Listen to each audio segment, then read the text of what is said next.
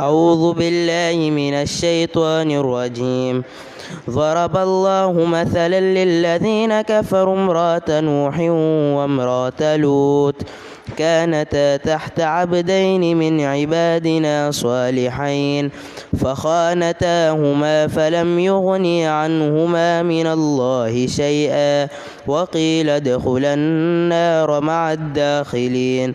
وضرب الله مثلا للذين آمنوا امرأة فرعون إذ قالت رب ابن لي عندك بيتا في الجنة ونجني من فرعون وعمله ونجني من القوم الظالمين. ومريم ابنة عمران التي أحسنت فرجها فنفخنا فيه من روحنا وصدقت بكلمات ربها وكتبه وكانت من القانتين. صدق الله العظيم.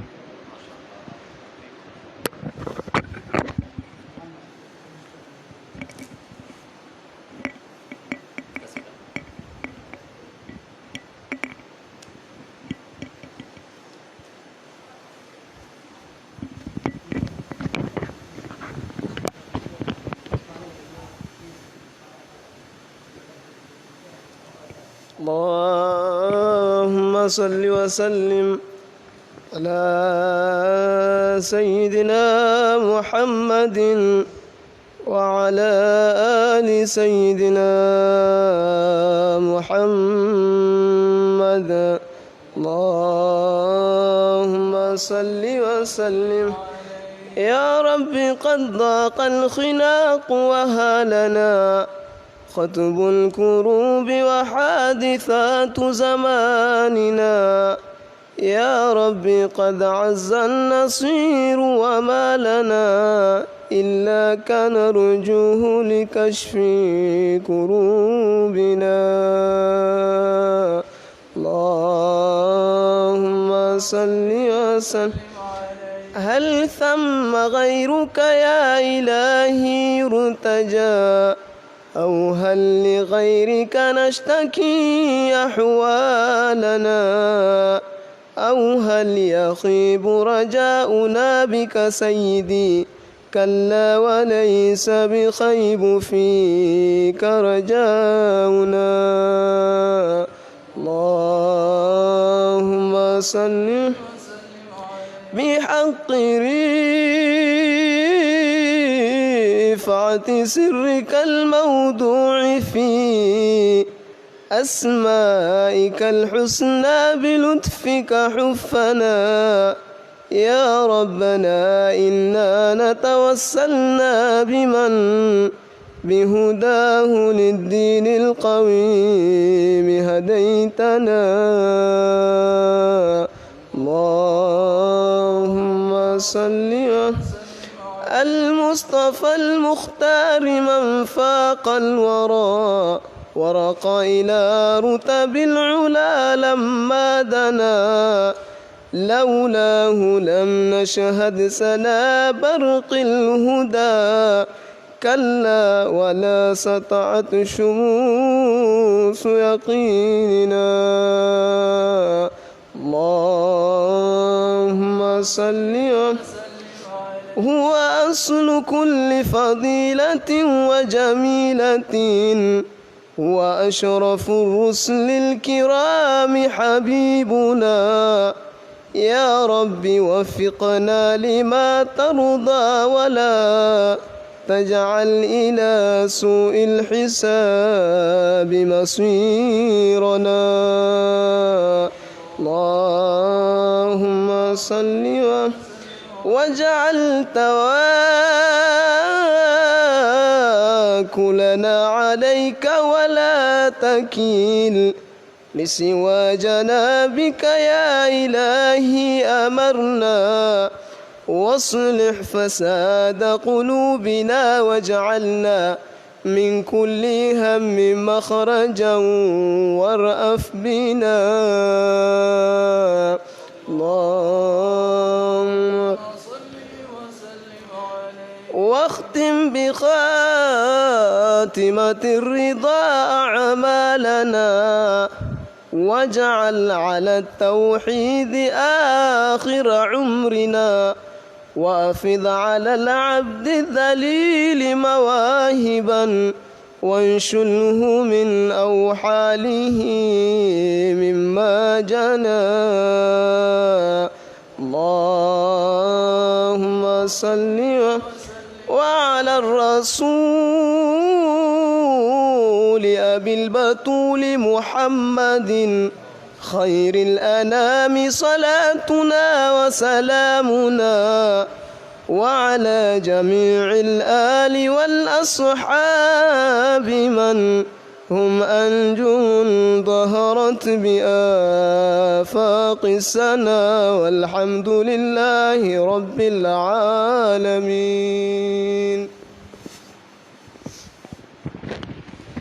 يا الله انظر إلينا، يا إلهي بنظرة، نظرة الخير لي فيها الرضا والمسرة. يا الله انظر إلينا، يا إلهي بنظرة، نظرة الخير لي فيها الرضا والمسرة. قد قارب وقت تفريج الكرب والمسرة، يا مجلي الهموم انظر إلينا بنظرة. يا الله انظر إلينا، يا إلهي بنظرة، نظرة الخير لي فيها الرضا. رد أعيادنا وأفراحنا الكل مرة، رد ما قد مضى في ذكر من عز قدره. يا الله انظر إلينا، يا إلهي بنظرة، نظرة الخير لي فيها الرضا. وقت ننشق من الهادي النبي فيه عطرا، كم ما جامع حوات من خير للعين قرة. يا الله انظر إلينا، يا إلهي نظرة، نظرة الخير لي فيها الرضا كم أقيمت بها في الذكر لله حضرا، نورها منبسط في الكون في كل ذرة. يا الله انظر إلينا، يا إلهي نظرة الخير لي فيها الرضا يا معادي النبي ما لك بنقمته قدرا، خل عنك اعتراضك قبل يغشاك قهرا. يا الله انظر إلينا، يا إلهي بنظرة، نظرة الخير لي فيها الرضا والمسرة. شفك قد جيت في زالة كبيرة وعثرة تكره الجمع فيه طاب ذكرى يا الله انظر إلينا يا إلهي بنظرة نظرة الخير لي فيها الرضا يا الله انظر إلينا يا إلهي بنظرة نظرة الخير لي فيها الرضا والمسرة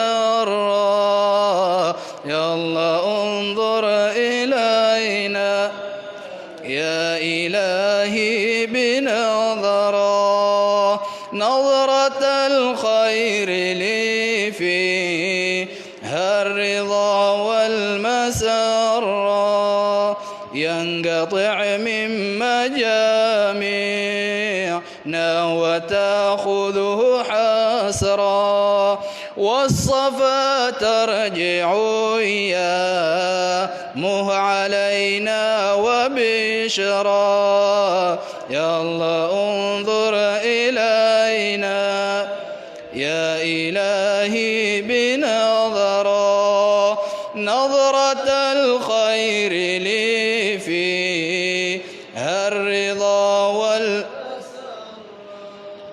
واعطنا ما سألنا منك وكف المضرة وانزل الغيث واسقي الأرض يا رب مرة يا الله انظر إلينا يا إلهي بنظرة نظرة الخير لي فيها الرضا والمسرة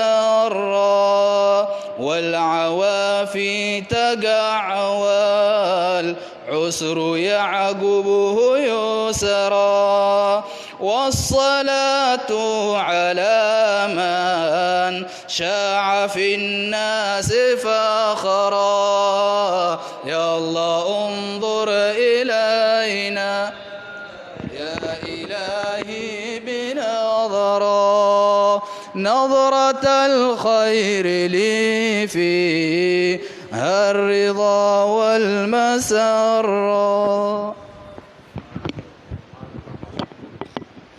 صلی اللہ علیک یا رسول اللہ وسلم علیک یا حبیب اللہ پڑھیے صلی اللہ علیک یا رسول اللہ وسلم علیک یا حبیب اللہ دل میں عشق نبی کی ہو ایسی لگن روح تڑپتی رہے دل مچلتا رہے زندگی کا مزہ ہے کہ ہر سانس سے یا محمد محمد نکلتا رہے دل میں عشق نبی کی ہو ایسی لگن روح تڑپتی رہے دل مچلتا رہے زندگی کا مزہ ہے کہ ہر سانس سے یا محمد محمد نکلتا رہے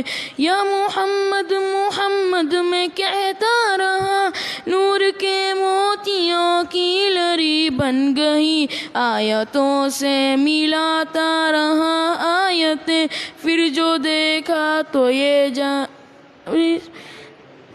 دل میں عشق نبی کی ہو ایسی لگن روح تڑپتی رہے دل مچلتا رہے زندگی کا مزہ ہے کہ ہر سانس سے یا محمد محمد نکلتا رہے جو بھی آنسو بہے میرے محبوب کے سب کے سب ابری رحمت کے چیتے بہیں، چھا گئی رات جب زلف لہرا گئی، جب تبسم کیا چاندنی بن گئی، دل میں عشق نبی کی ہو ایسی لگن، روح تڑپتی رہے مچلتا رہے، زندگی کا مزہ ہے کہ ہر سانس سے یا محمد محمد نکلتا رہے۔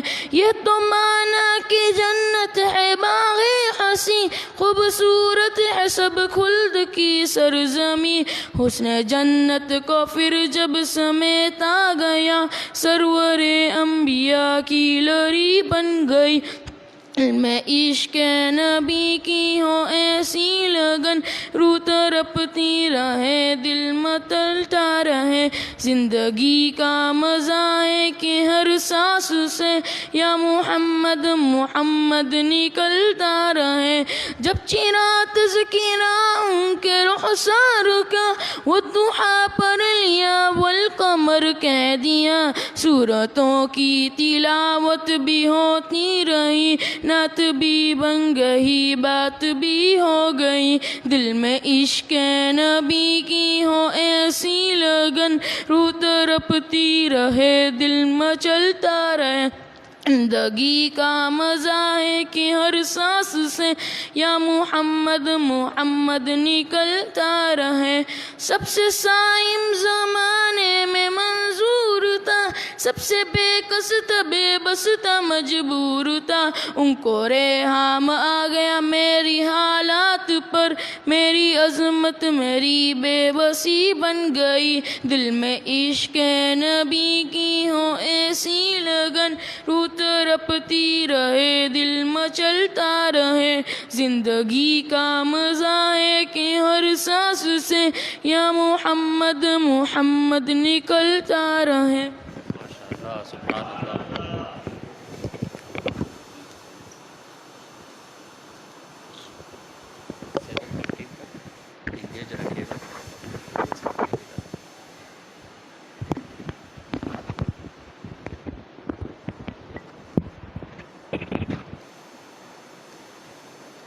صلی اللہ علیہ یا رسول اللہ،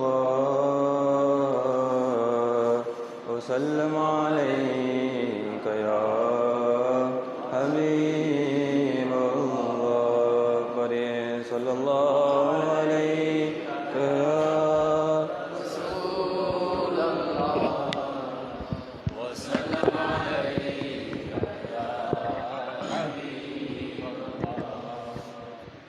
بے خود کیے دیتے ہیں، بے خود کیے دیتے ہیں، انداز حجابانہ عادل میں تجھے رکھ لوں، عادل میں تجھے رکھ لوں، اے جلوائے جانانا عادل میں تجھے رکھ لوں، اے جلوائے جانانا، اتنا تو کرم کرنا اے چشم کریمانہ، اتنا تو کرم کرنا اے چشم کریمانہ، جب جان لبوں پر ہو، جب جان لبوں پر ہو، تم سامنے آ جانا، عادل میں تجھے رکھ لوں، اے جلوائے جانانا جی چاہتا ہے تحفے میں بھیجوں میں انہیں آنکھیں، جی چاہتا ہے تحفے میں بھیجوں میں انہیں آنکھیں، درشن کا تو درشن ہو، نظرانے کا نظرانہ، عادل میں تجھے رکھ لوں، اے جلوائے جانانا، میں ہوش و حواس اپنے اس بات پہ خو بیٹھا، میں ہوش و حواس اپنے اس بات پہ خو بیٹھا، ہنس کر جو کہا تم نے، لو آیا میرا دیوانہ، عادل میں تجھے رکھ لوں، اے جلوائے جانانا، دنیا میں مجھے تم نے جب اپنا بنایا ہے، دنیا میں ہمیں تم نے جب اپنا بنایا ہے، محشر میں بھی کہہ دینا، محشر میں بھی کہہ دینا، یہ ہے میرا دیوانہ، عادل میں تجھے رکھ لوں، اے جلوائے جانانا، پینے کو تو پی لوں گا، بس عرض ذرا سی ہے، پینے کو تو پی لوں گا، بس عرض ذرا سی ہے، اجمیر کا ساقی ہو، بغداد کا میں خانہ، بریلی کا ساقی ہو، سرہند کا میں خانہ، بے خود کیے دیتے ہیں انداز حجابانہ، عادل میں تجھے رکھ لوں، عادل میں تجھے رکھ لوں، اے جلوائے جانانا، عادل میں تجھے رکھ لوں، اے جلوائے جانانا، صلی اللہ علیہ یا رسول اللہ، وسلم علیک یا حبیب اللہ، پڑھیے صلی اللہ علیہ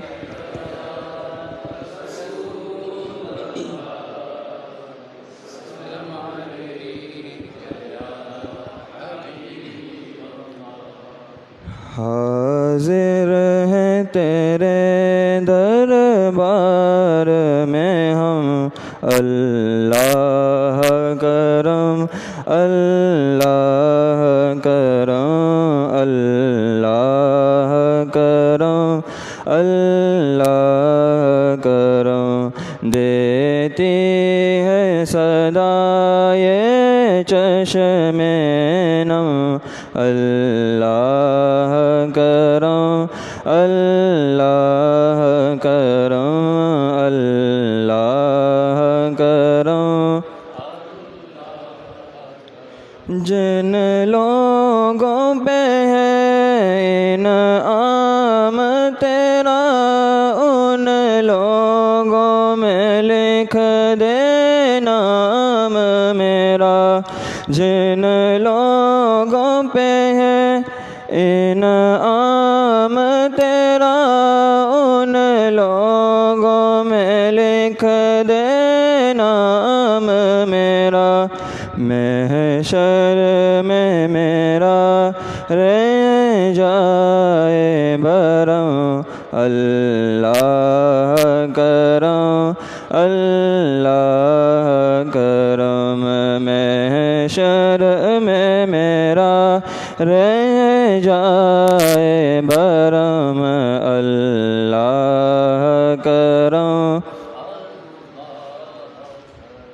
ہر سال طلب فرما مجھ کو ہر سال وہ شہر دکھا مجھ کو ہر سال طلب فرما مجھ کو ہر سال وہ شہر دکھا مجھ کو ہر سال کروں میں طواف حرم اللہ کرم اللہ کرم اللہ کرم اللہ کرم میری آنے والی سب نسلیں تیرے گھر آئے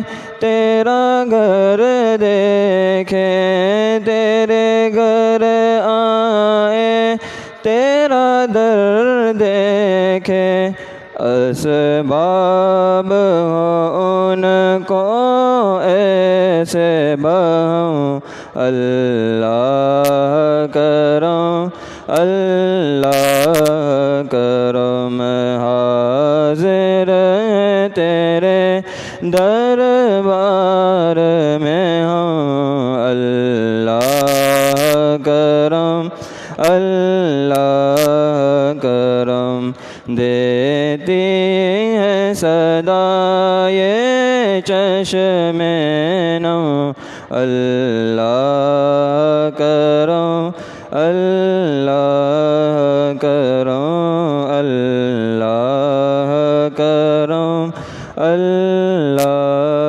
کرم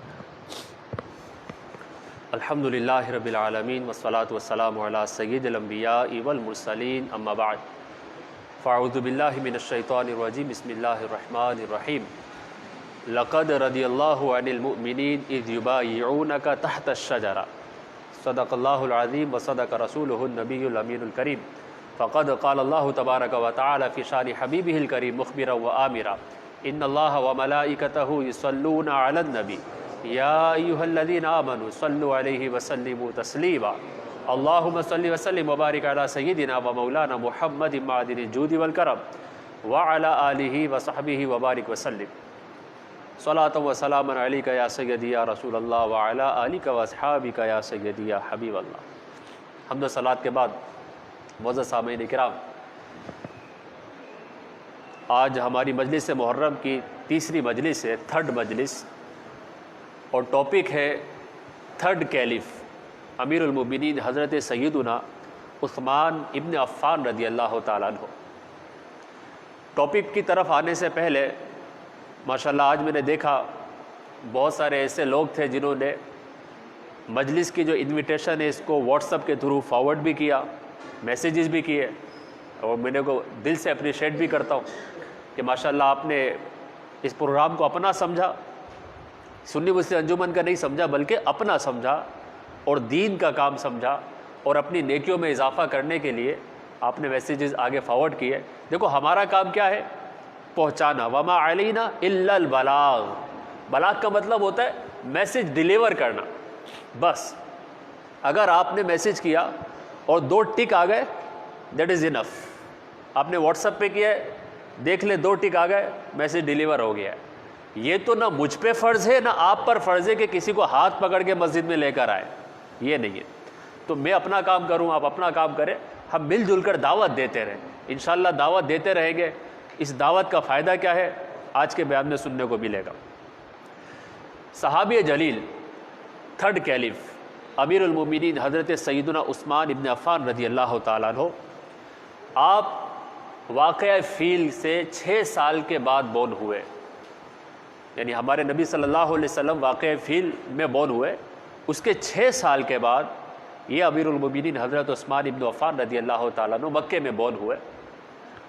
آپ کا قبیلہ بڑا ہی معزز تھا، رسپیکٹ فل قبیلہ کہلاتا تھا، اور ساتھ ہی ساتھ حضرت عثمان ان کی سمجھداری کی وجہ سے اسلام سے پہلے بھی مکے کے لوگ جو بڑے بڑے سردار تھے وہ حضرت عثمان کو ایز اے ایمبیسیڈر مکے سے دوسرے کنٹریز بھیجا کرتے تھے اپنا میسیج پہنچانے کے لیے۔ اچھا تھے بھی پیسے والے، بزنس تھا، مگر پیسہ ان کی جیب میں تھا، ان کے دل میں نہیں تھا۔ That is a difference.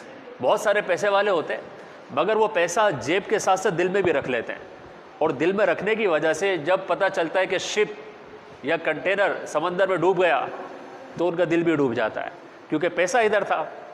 تو حضرت عثمان غنی رضی اللہ تعالیٰ عنہ کے پاس پیسہ تھا، ہی واز اے ملینر صحابی، پیسے والے تھے۔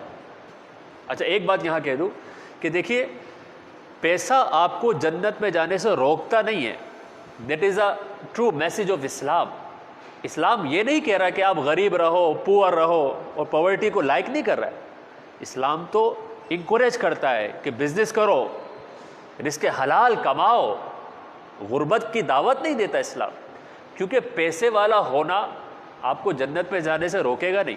حضرت عثمان غنی پیسے والے تھے مگر جنتی صحابی تھے۔ اور یہ بھی بتاتا چلوں کہ غربت بھی کسی کو جنت میں جانے سے روکتی نہیں ہے۔ اگر کوئی ساری زندگی غریب رہتا ہے، حضرت سیدنا ابو ہریرہ رضی اللہ تعالیٰ عنہ، ہی واز اے پور صحابی، مگر غربت کے باوجود بھی جنتی صحابی تھے۔ تو حضرت سیدنا عثمان غنی رضی اللہ تعالیٰ عنہ، آپ کا ایک فرینڈ سرکل تھا، اور اس فرینڈ سرکل میں پیسے والے لوگ بھی تھے، انہی میں تھے حضرت سیدنا ابو بکر صدیق رضی اللہ تعالیٰ عنہ۔ اچھا حضرت سیدنا ابو بکر صدیق رضی اللہ تعالیٰ عنہ، he was a friend of our beloved نبی صلی اللہ علیہ وسلم۔ تو جب حضرت ابو بکر صدیق مسلمان ہو گئے، اب انفلوئنس دیکھیں ایک فرینڈ کا دوسرے فرینڈ پر اثر کیسے ہوتا ہے۔ حضرت سیدنا ابو بکر صدیق اسلام لانے کے بعد اپنے فرینڈ سرکل میں گئے اور ان کو دعوت دی حضرت عثمان کو کہ عثمان ایک اللہ کی عبادت کی طرف آ جاؤ اور محمد صلی اللہ علیہ وسلم کو اللہ کا رسول مانو۔ حضرت ابو بکر صدیق کی انویٹیشن ملی، آپ خود فرماتے ہیں کہ اللہ کے کرم سے میں مسلمان ہونے والوں میں سے 4تھے نمبر کا مسلمان ہوں، یعنی 4تھے نمبر پہ جو اسلام قبول کرنے والے ہیں وہ حضرت عثمان غنی رضی اللہ تعالیٰ عنہ ہے، اور دعوت ملی تھی حضرت سیدنا ابو بکر صدیق کی طرف سے۔ تو یہاں یہ بات بھی سمجھ میں آ رہی ہے کہ سم ٹائمز ایک فرینڈ کسی کو دعوت دے دیتا ہے، دعوت دینے والے کو بھی پتہ نہیں ہوتا کہ دعوت ایکسیپٹ ہوگی کہ نہیں، وہ دعوت دے دیتا ہے، مگر دعوت دینے کی وجہ سے سامنے والے کے دل میں چینج آ جاتا ہے. وہ گناہوں کی زندگی جی رہا تھا, اگر بے نمازی تھا آپ نے نماز کی دعوت دے دی, اگر وہ الکوہل ڈرنک کرتا تھا آپ نے اس کو منع کر دیا, اور آپ کی دعوت اس کے دل پہ اثر کر گئی, اور وہ یہ سب کچھ چھوڑ کر نیک راستے پر آ گیا, اس کو تو ثواب ملے گا, مگر آپ کے نامہ اعمال میں بھی میٹر چلتا رہے گا نیکیوں کا. تو حضرت ابوبکر صدیق نے دعوت دی اور عثمان غنی مسلمان ہوئے. یاد رکھیے جتنی نیکیاں عثمان غنی نے کی ہیں ان کو تو ثواب مل ہی رہا ہے, مگر ان نیکیوں کا ثواب حضرت سیدنا ابوبکر صدیق رضی اللہ تعالیٰ عنہ کو بھی ملتا رہے گا. یہ دعوت کا فائدہ ہے جو میں آج کہہ رہا تھا نا, کہ جس نے بھی دعوت دی ہے اس کی دعوت پر اگر کوئی آ گیا, نہیں بھی آیا ثواب تو مل گیا. کوئی آ گیا, اس نے سن لیا, اس کی لائف میں چینج آ گیا, اس نے گناہ سے توبہ کر لی, اب وہ جو نیکی کرے گا اس کو تو ثواب ملے گا, مگر دعوت دینے والے کو بھی ثواب ملتا رہے گا. حضرت سیدنا ابوبکر صدیق رضی اللہ تعالیٰ عنہ کی دعوت پر حضرت عثمان غنی مسلمان ہوئے. آقا دو عالم صلی اللہ علیہ وسلم کو ان سے بہت پیار تھا. ایک تو اخلاق بھی بڑا پیارا تھا, کریکٹر جس کو کہتے ہیں. ساری زندگی, بھائی سنیے گا, ساری زندگی کبھی بھی الکوہل ڈرنک نہیں کی. اس وقت کہ جب بہت سارے لوگ الکوہل ڈرنک کرنے کو نارمل سمجھتے تھے, ساری زندگی عثمان غنی رضی اللہ تعالیٰ نہ وائن نہ الکوہل کوئی ڈرنک نہیں کرتے تھے. اسی طرح حضرت عثمان غنی رضی اللہ تعالیٰ عنہ نے ساری زندگی کبھی گانا نہیں گایا. یہ جو میوزیکل فنکشن ہوتے تھے اس سے دور ہی رہتے تھے آپ شروع سے. کبھی بدکاری نہیں کی. پیسے والے صحابی تھے, یعنی آنکھ کھولی تو پیسہ دیکھا ہے, مگر نہ وائن نہ الکوہل نہ بدکاری نہ برے دوست, اچھی گیدرنگ میں رہتے تھے. اور پھر پرسنالٹی کیسی, ہی واز اے ویری ہینڈسم صحابی. بہت زیادہ لمبے بھی نہیں اور چھوٹے بھی نہیں, بالکل درمیانی سائز, آپ کی ہائٹ. چہرہ بڑا ہی خوبصورت تھا, اخلاق بھی اچھے, صورت بھی اچھی, سیرت بھی اچھی تھی. آقا دو عالم صلی اللہ علیہ وسلم نے پہلے اپنی ایک بیٹی آپ کی نکاح میں دی, حضرت رقیہ رضی اللہ تعالیٰ عنہ, اور ان کے انتقال کے بعد آپ نے اپنی دوسری بیٹی ام کلثوم رضی اللہ تعالیٰ عنہ ان کے نکاح میں دی. اور جب ام کلثوم کا انتقال ہو گیا تو پھر آقا علیہ الصلوۃ والسلام نے ایک جملہ ارشاد فرمایا, لو کانت لی ثلاثہ لزوجتک. اے عثمان, یہ دو ہی بیٹیاں تھیں تیرے نکاح میں دے دی, اگر تیسری ہوتی تو وہ بھی تیرے نکاح میں دے دیتا. اب غور تو کیجیے پیارے آقا علیہ الصلوۃ والسلام کی محبت کیسی ہے. اور ذرا سنیے گا, آدم علیہ السلام سے لے کر پیارے آقا علیہ الصلوۃ والسلام تک, بہت بڑا کلیم ہے, بہت بڑا دعویٰ ہے. آدم علیہ الصلوۃ والسلام سے لے کر پیارے آقا علیہ الصلوۃ والسلام تک کوئی ایسا انڈیویجول ہے ہی نہیں کہ جس کے نکاح میں نبی کی دو بیٹیاں آئی ہو. نبی کی دو بیٹیاں, یک کے بعد دیگرے, ایک کے بعد دوسری, سوائے حضرت عثمان غنی رضی اللہ تعالیٰ عنہ. یہ آپ کا مرتبہ ہے کہ اللہ کے حبیب علیہ الصلوۃ والسلام جس کو اپنی بیٹی نکاح میں دے رہے ہیں, ان کا مقام و مرتبہ کتنا ہوگا. حضرت سیدنا عثمان غنی رضی اللہ تعالیٰ عنہ آقا دو عالم صلی اللہ علیہ وسلم سے بہت پیار کرتے تھے, محبت تھی. احد پہاڑ کی طرف حضور علیہ الصلوۃ والسلام تشریف لے گئے. بخاری شریف کی حدیث ہے, آقا علیہ الصلوۃ والسلام احد پہاڑ کے اوپر تشریف لے جا رہے ہیں, ساتھ میں ابوبکر صدیق بھی ہے, حضرت عمر فاروق بھی ہیں, اور حضرت عثمان غنی بھی. اب جیسے ہی پہاڑ کے اوپر چڑھے تو پہاڑ شیک ہونے لگ گیا, ایسے ہلنے لگ گیا. تو آقا علیہ الصلوۃ والسلام نے فرمایا, اسبت یا احد, اے پہاڑ اسٹاپ شیکنگ, ٹھہر جاؤ. اور فرمایا فإنما علیک نبی و صدیق و شہیدان, بے شک تم پر ایک نبی ہے, ایک صدیق ہے, اور دو شہید ہیں. تو حضور علیہ الصلوۃ والسلام نے ایک غیب کی خبر بھی دی کہ تم پر ایک اللہ کا نبی ہے, ایک ابوبکر ہے, صدیق ہے, اور دو شہید ہیں. اور وہ دونوں شہید ہیں حضرت عمر فاروق رضی اللہ تعالیٰ عنہ, آپ کو بھی شہادت ملی, اور حضرت عثمان غنی رضی اللہ تعالیٰ عنہ آپ کو بھی شہید کیا گیا.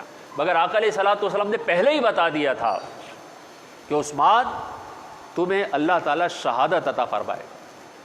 ابو موسیٰ اشعری رضی اللہ عنہ کی حدیث ہے, شارٹلی عرض کر رہا ہوں, کہ آپ فرماتے ہیں کہ آقا علیہ الصلوۃ والسلام کے ساتھ ہم ایک باغ میں بیٹھے ہوئے تھے تو دروازے پر نوک ہوئی، دروازہ بجا، تو حضور علیہ الصلوۃ والسلام نے فرمایا افتح لہ بابا، جو دروازہ بجا رہا ہے اس کے لیے دروازہ کھولو، وبشرہ بالجنہ، اور جو بھی دروازے سے اندر آئے اس کو خوشخبری دو کہ یہ جنتی ہے۔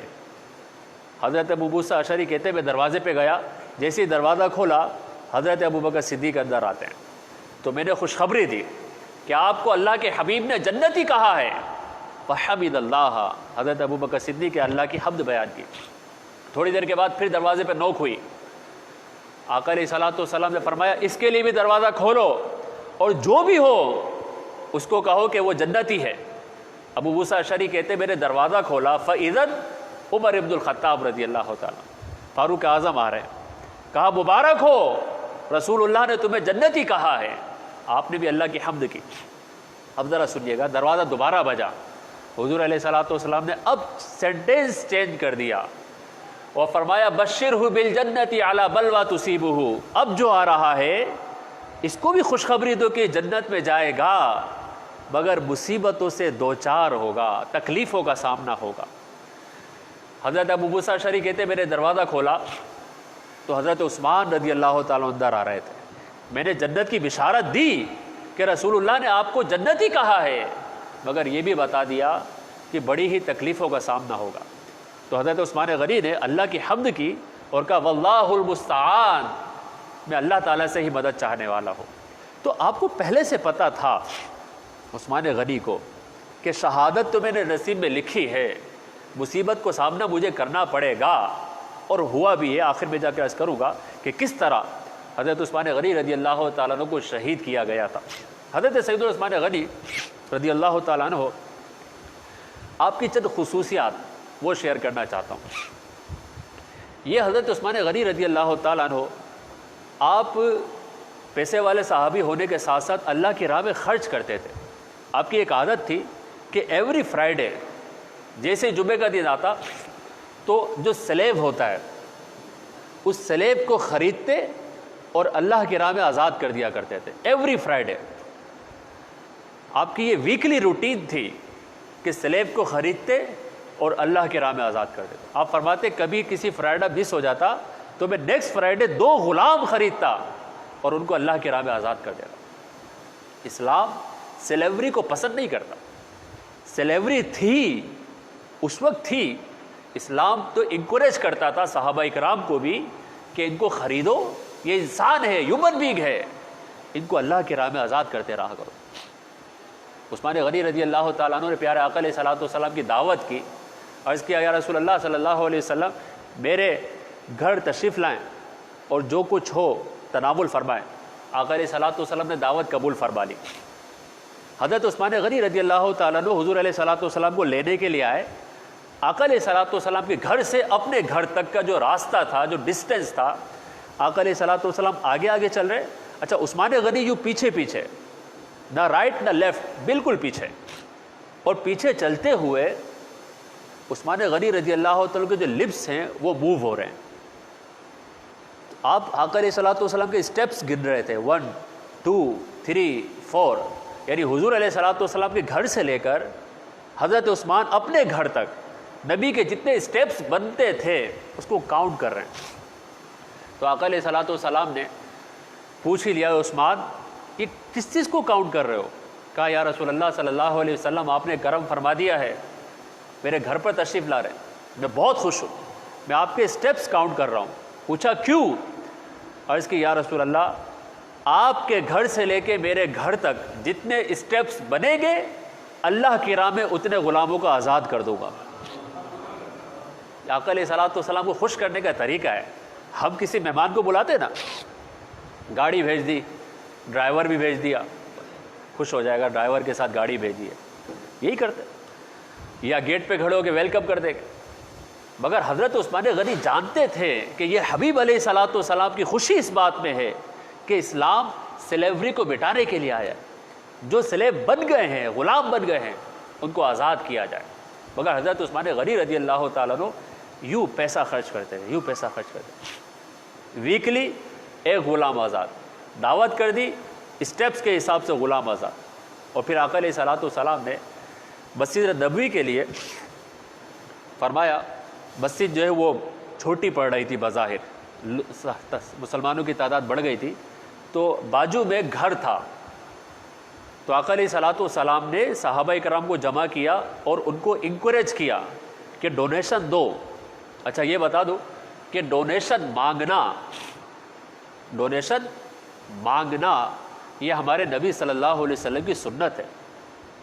ہمارے ہاں کیا ہوتا ہے کہ اگر کوئی ڈونیشن مانگنے والا ہمیں نظر آ جائے، اور خاص طور پہ مولانا تو ویسے اس میں بدنام ہوتا ہے کہ یار یہ مولانا صاحب کا میسیج آ گیا، ابھی میں پڑھوں گا نا تو ہوگا کہ تبرک کے لیے یہ دے دو، نیاز کے لیے یہ دے دو. یاد رکھیے مولانا کبھی آپ سے اپنے گھر کے لیے نہیں مانگ رہا ہے. کبھی بھی میسیج دیکھیے گا، کبھی ایسا نہیں ہوگا کہ میرے گھر میں پرابلم آ گئی، فریج خراب ہو گیا ہے پیسے دے دو، ایسا نہیں ہے. آپ پورا میسیج پڑھ کے دیکھیے گا، یہی ملے گا، تبرک کے پیسے دے دو، نیاز کے پیسے دے دو، مسجد کے اندر مائک لگانا ہے اس کے پیسے دے دو، اس کے لیے پیسے دے دو. اچھا سوال یہ پیدا ہوتا ہے یہ مولانا صاحب کیوں مانگ رہے ہیں؟ اس لیے مانگ رہے ہیں کہ آقا دو عالم صلی اللہ علیہ وسلم بھی چندہ کیا کرتے تھے. آقا علیہ الصلوۃ والسلام کی سنت ہے.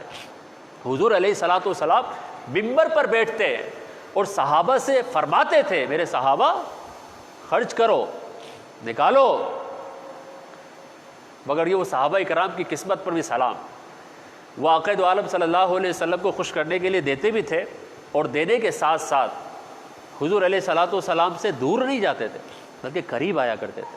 اور ہمارے یہاں یہ کہ اگر مولانا صاحب نے کبھی چندہ مانگ لیا اور ہم نے ایک دفعہ دے دیا تو مولانا صاحب کا میسیج بھی چیک نہیں کریں گے دوبارہ. اور اگر کسی گلی سے آتے ہوئے نظر آ جائے یوں چینج کرنے کا راستہ ہے، مولانا صاحب آ رہے ہیں. دیکھو مولانا صاحب ہو یا کوئی بھی ہو، دین کے لیے چندہ مانگنا، مسجد کے لیے، دین کی سربلندی کے لیے، یہ آقا دو عالم صلی اللہ علیہ وسلم کی سنت ہے. تو آقا علیہ الصلوۃ والسلام صحابہ کرام کو انکریج کر رہے تھے کہ مسجد کو ایکسپانڈ کرنا ہے، چندہ دو. حضرت عثمان غنی رضی اللہ تعالیٰ عنہ آپ چلے گئے، باجو میں جس کا گھر تھا اس سے اراؤنڈ 20,000 یا 25,000 دینار کا گھر خرید لیا.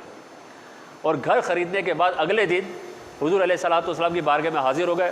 عرض کی یا رسول اللہ صلی اللہ علیہ وسلم یہ گھر میں نے خرید لیا ہے اپنے پیسوں سے، اور آج میں مسجد نبوی کو ایکسپانڈ کرنے کے لیے آپ کو تحفے میں پیش کرتا ہوں. آقا علیہ الصلوۃ والسلام نے تحفہ قبول فرمایا اور حضرت عثمان غنی نے اس مسجد نبوی کو ایکسپانڈ کیا ہے. اب غور تو کرو، ہم میں سے کتنے لوگ عمرہ کرنے جاتے ہیں، حج کرنے جاتے ہیں، اللہ تعالیٰ ہم سب کو توفیق عطا فرمائے، مسجد نبوی میں نماز پڑھتے ہیں. یہ کس نے بنائی؟ پیارے آقا علیہ الصلوۃ والسلام نے. اس کو ایکسپانڈ کیا جا رہا ہے، اس کی ایکسٹینشن ہوتی تھی، اس میں پیسہ کس کا لگا ہے؟ حضرت سیدنا عثمان غنی رضی اللہ تعالیٰ عنہ کا. اور جو کوئی مسجد نبوی میں قیامت تک نمازیں پڑھتا رہے گا، ثواب ڈھیروں کا ڈھیر ثواب عثمان غنی رضی اللہ تعالیٰ. ابھی مجھے چیئرمین صاحب بتا رہے تھے کہ یہ والا پلاٹ خریدنا ہے، یہ مسجد ہدایہ کے باجو کا پلاٹ خریدنا ہے، چندہ چاہیے. مجھے جب چیئرمین صاحب نے کہا، میں نے کہا چلے چندہ کرتے انشاءاللہ، اگر نیڈ ہے اور بالکل نیڈ ہے. آپ نے دیکھا ہے کہ جب مجالس ہوتی ہے مسجد بھر جاتی ہے، اوپر تک بھری ہوئی ہوتی ہے. اب یہ پلاٹ ہے، اب مجھے نہیں پتا کتنے کا، چیئرمین صاحب کچھ فگر پتہ ہے؟ 15 ملین، اراؤنڈ 15 ملین کا پلاٹ ہے. مگر دیکھو ٹاؤن میں ہے، آئی ڈونٹ نو کہ اس کے ریئل ویلیو کیا ہے، مگر اتنے سارے ممباسا میں مسلمان بستے ہیں.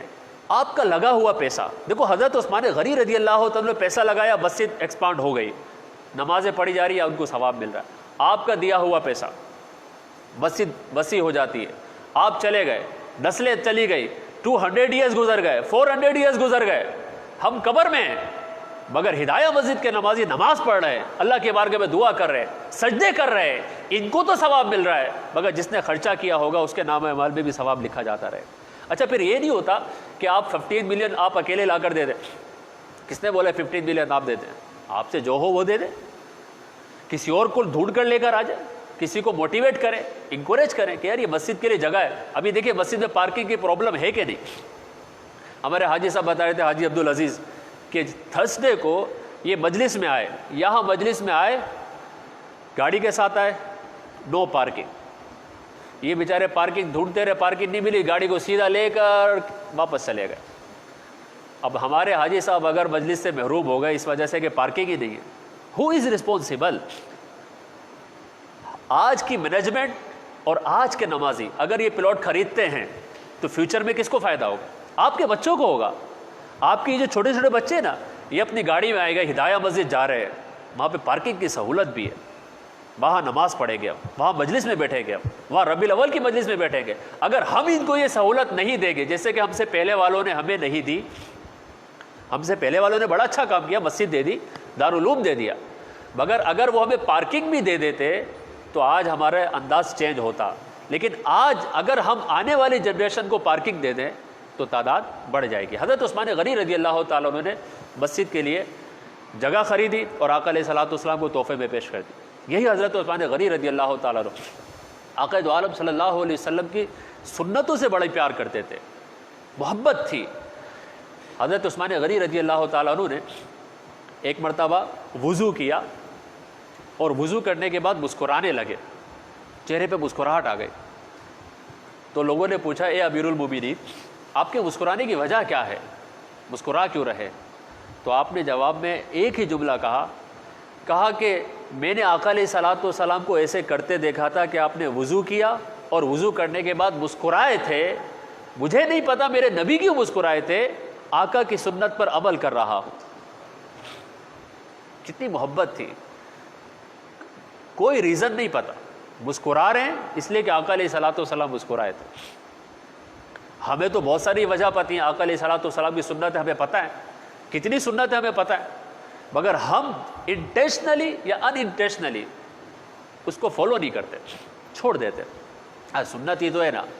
مگر حضرت عثمان غنی رضی اللہ تعالیٰ عنہ کو آقا علیہ الصلوۃ والسلام سے ایسا پیار کہ حضور کی سنتوں پر عمل کیا کرتے.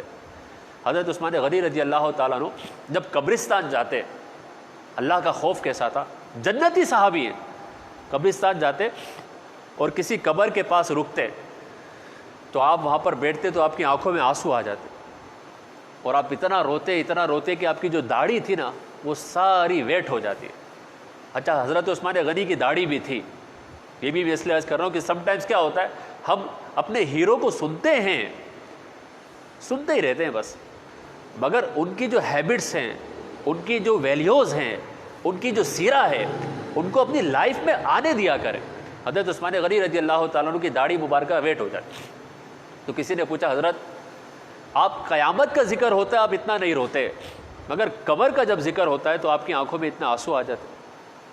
تو آپ نے جواب میں فرمایا کہ آخرت کی پہلی سیڑھی، فرسٹ اسٹیپ ٹورڈز آخرہ قبر ہے. جو اس میں کامیاب ہو گیا اس کی آخرت میں بھی کامیابی ہے، اور جو اس میں ناکام ہو گیا وہ آخرت میں ناکام ہو جائے.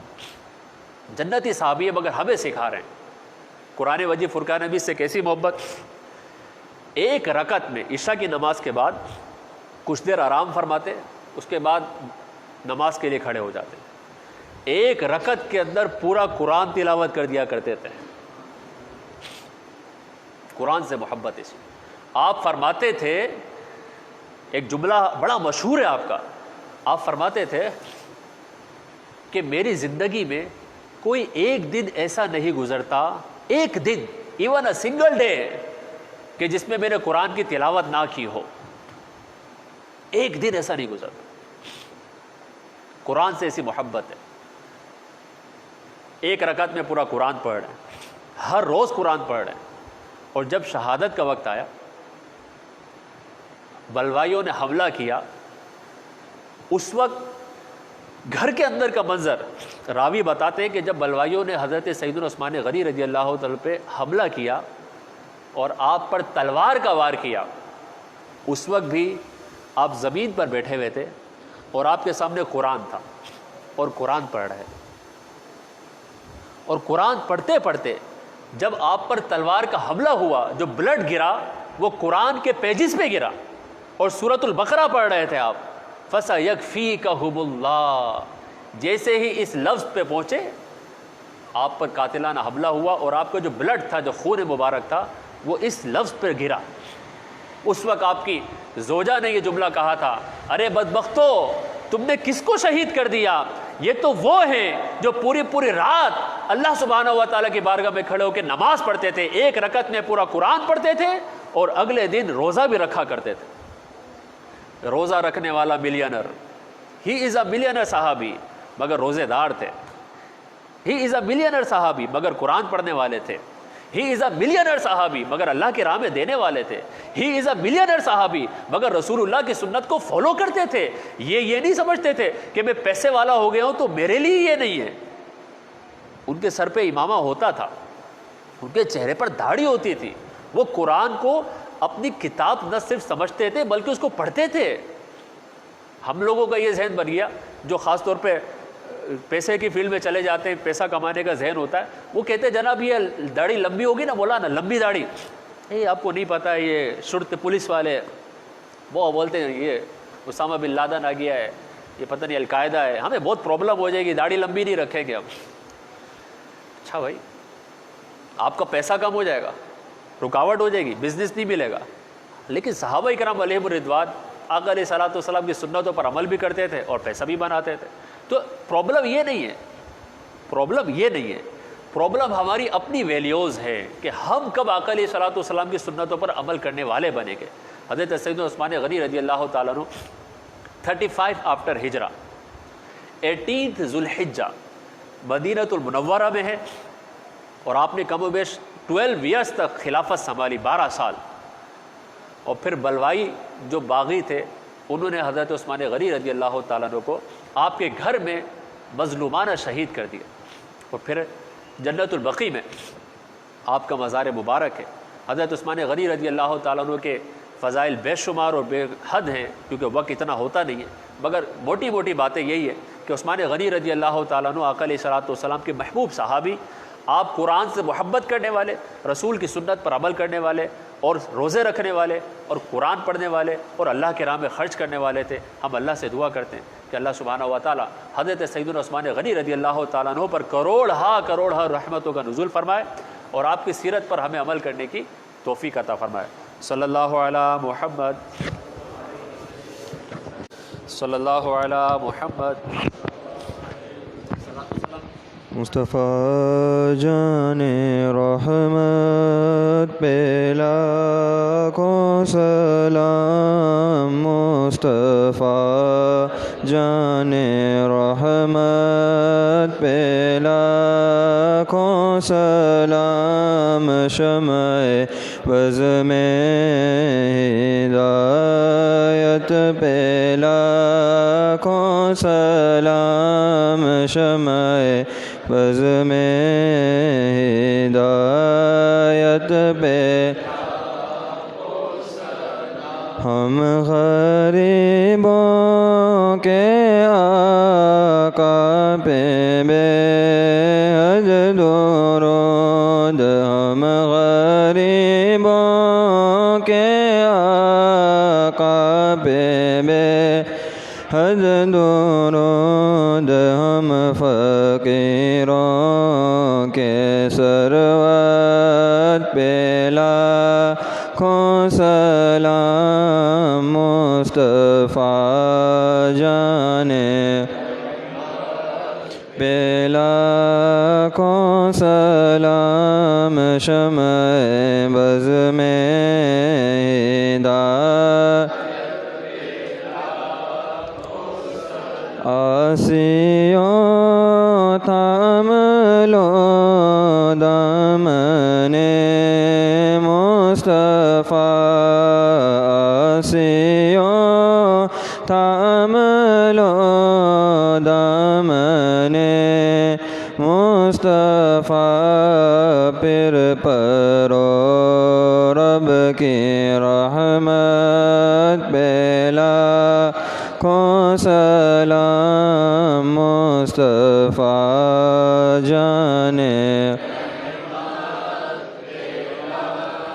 کو سلام، شمع بز میں ہدایت پہ غوث اعظم امام التقیٰ والنقیٰ،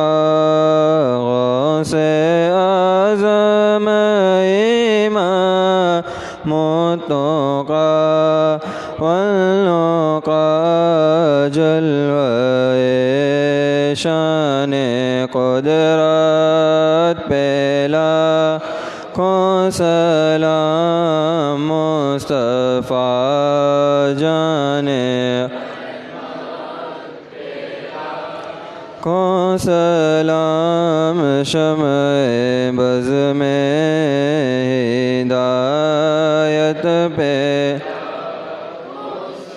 ڈال دی قلب میں عظمت مصطفیٰ ڈال دی قلب میں عظمت مصطفیٰ سیدی اعلی حضرت پہلا کو سلام مصطفیٰ جان رحمت پہلا کو سلام شمع بز میں ہدایت پہلا کو سلام شمع بز میں ہدایت پہلا